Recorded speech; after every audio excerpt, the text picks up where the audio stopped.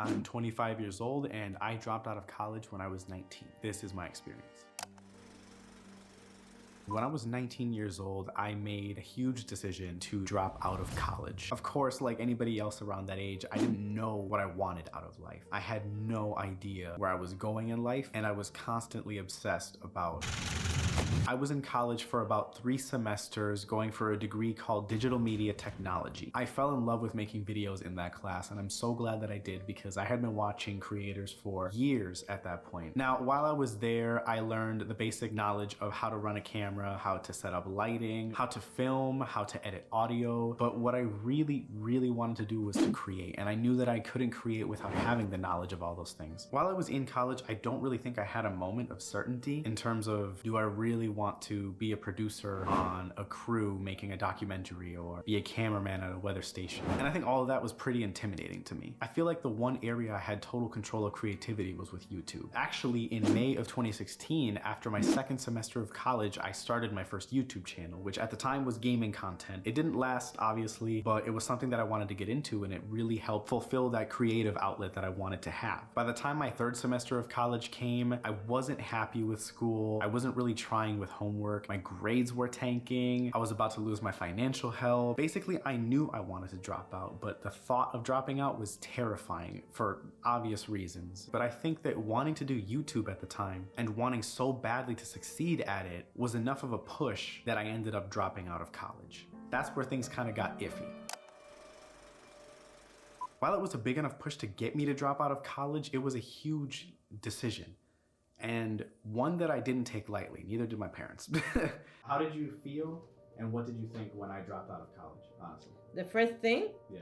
I was scared because I didn't know what to think at the moment, only being scared for you. Yeah. Then I was shocked. That was the second thing. The third thing, when you explained to me why you were doing it, my mind only, and I'm not gonna lie, I only thought this guy is really cocky. Yeah. What did I say?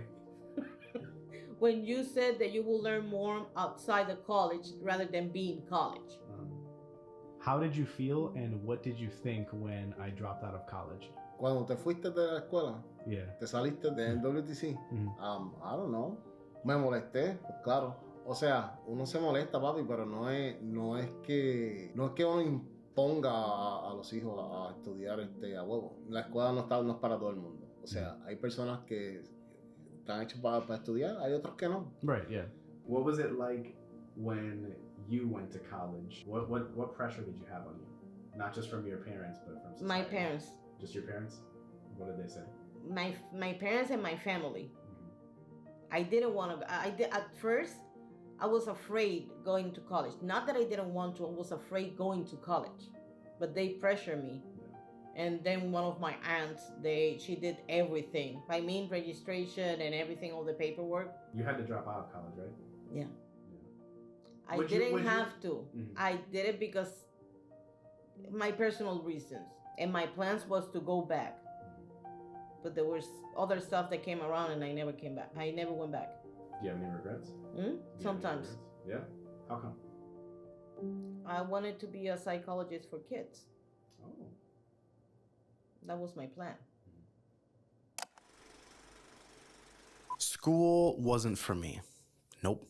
And I don't complain. Truthfully, it doesn't matter if you're working a 9-to-5 or if you're self-employed working freelance or if you're even starting a business from the ground up. If you firmly believe that school isn't for you, then that's totally okay and it should be accepted. There's a long process to figuring out who we are, and sometimes part of that process is leaving behind a higher education. With that being said, we should still be open and honest about the responsibilities that come with all of that. Number one being money. Depending on what your situation is employment-wise, sometimes there isn't a guarantee of a stable and consistent income that we're happy with, especially the type of income that we might have gotten with a college degree. For myself personally, I had to figure out other ways of making money outside of my normal job so I can put time and resources into what I really love doing, which is filming and editing videos. It's important to factor in that you have to learn a lot of new skills to be able to make the kind of income that you might want to make, and you also might be happy with how much you make right now, and that's totally fine as well. If you want more out of life, or if you want to make more income, it's important to factor in the skills that you might have to learn long-term, whether it's for carpentry or art or offering freelance video editing services, or maybe you want to start a restaurant, or maybe you want to start offering singing lessons to people. No matter what it is, you're going to have to put in the effort to learn those skills since you won't be in college anymore. And it can be worth it, trust me, because a lot of times you can learn the skills that you want to learn in college outside of it and save a lot of money. So I've factored in money and I've factored in skills, but what's the point of even having skills and money if you're not actually doing them, right? Which leads me to my third important topic, and that's self-discipline. The topic of money and skills can apply to anyone really, but self-discipline specifically applies a lot more if you're going to be a freelance worker. Being self-employed involves a lot of self-discipline regardless of if you're working for yourself or offering your services to someone else. The reason why is because a lot of times you get to work on your own time, which can be great. But also you still got to get the work done. So you know how to make money, you have the skills that you need to do your passion, but you got to get up and do that shit now. Nobody else is going to do it for you. Nobody else is going to do it for us. So we have to be on top of ourselves, making sure that we're going out and getting after it. And that too is part of the self-discovery process.